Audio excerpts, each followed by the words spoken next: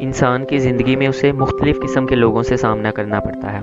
کچھ کے ساتھ ایکسپیرینس اچھا ہوتا ہے، کچھ کے ساتھ ایکسپیرینس برا بھی ہوتا ہے، اور بعض اوقات ہمارے سے کوئی ایسا کام ہو جاتا ہے جو تعلق کو خراب کر دیتا ہے یا مزید گہرا بنا دیتا ہے۔ اس سارے پروسیس میں ہم لوگوں کی سوچ اور رویے کا بڑا عمل دخل ہے۔ ہماری سوچ ایک ایسی چیز ہے جو ہمارے عمل کو ترتیب دیتی ہے۔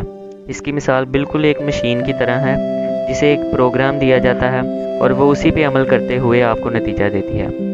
جب میں اپنے ارد گرد نظر دوڑاتا ہوں تو مجھے مختلف قسم کے لوگ نظر آتے ہیں۔ کچھ لوگ ایسے ہوتے ہیں جو تعلق صرف کسی مقصد کے لیے رکھتے ہیں، مقصد پورا ہوا تو تعلق بھی ختم، اور ایسی قسم کے لوگوں کی تعداد ہماری سوسائٹی میں بڑھتی جا رہی ہے، اور یہ ہمارے لیے لمحہ فکریہ ہے۔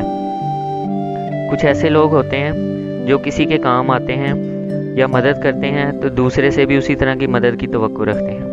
اگر وہ اس طرح ان کی توقع پہ پورا نہیں اترتے تو شکوے شکایتیں شروع ہو جاتی ہیں۔ سر، ایک اور طرح کے لوگ بھی ہوتے ہیں، یہ تعداد میں بہت کم ہوتے ہیں، بلکہ آج کل تو نایاب ہوتے جا رہے ہیں۔ سر، یہ لوگ کسی سے تعلق کسی کام یا مقصد کی بنیاد پہ نہیں رکھتے۔ ایسے لوگ ہمیشہ دوسروں کے کام آتے ہیں، بغیر کسی لالچ اور بغیر کسی امید لگائے کہ دوسرا بھی ان کی اسی طرح مدد کرے گا۔ یہ لوگ احسان فراموش نہیں ہوتے۔ اگر کوئی ان کے ساتھ نیکی کرتا ہے تو یہ اس کو بھولتے نہیں ہیں۔ میاں محمد بخش رحمۃ اللہ علیہ کا مشہور شعر مجھے یاد آ گیا۔ لکھتے ہیں کہ اصلاں نال جے نیکی کریے نسلاں تک نہیں بھولتے، بد اصلاں نال جے نیکی کریے پٹھیاں چالاں چل دے۔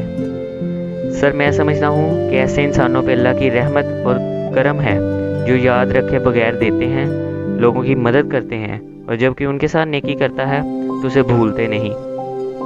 آج ہمیں اپنا موازنہ کرنے کی ضرورت ہے کہ ہم کون سی قسم کے لوگوں میں شمار ہو رہے ہیں۔ اگر تو پہلی دو قسموں میں آپ کا نام آ رہا ہے تو سر، بڑے افسوس اور شرم کی بات ہے ہمارے لیے۔ ہمیں اپنے آپ کو بدلنا ہوگا، بلکہ کر کے دکھانا ہوگا۔ علامہ اقبال نے بھی کیا خوب لکھا ہے، عمل سے زندگی بنتی ہے، جنت بھی جہنم بھی، یہ خاکی اپنی فطرت میں، نہ نوری ہے نہ ناری ہے۔